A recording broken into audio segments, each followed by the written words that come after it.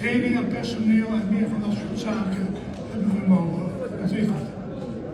Mijn ervaring met Puntland zijn beperkt, maar ik heb het wel gezien dat het een enorm land is met enorme mogelijkheden.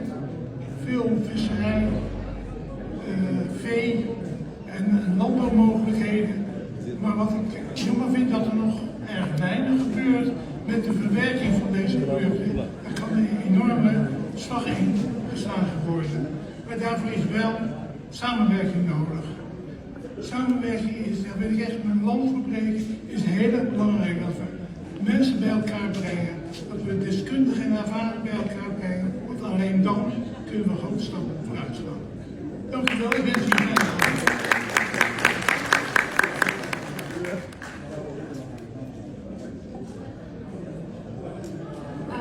Goedenavond.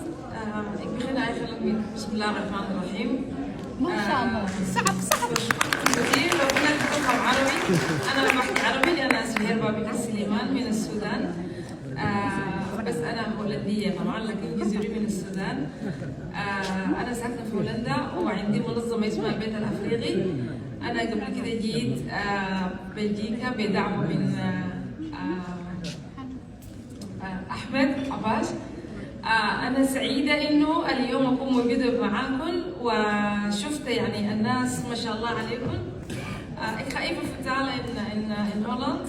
Mijn naam is Soes. Ik kom uit Tiel. Ik was een keertje uitgenodigd door Ahmad Abbasi samen met Wouter van het bureau.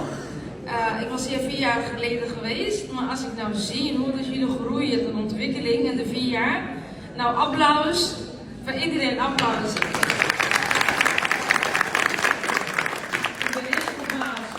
En ik wens jullie ook heel succes met Platteland. En ik wil een keertje daar op bezoek gaan. Nou, bedankt voor vandaag en voor de uitnodiging.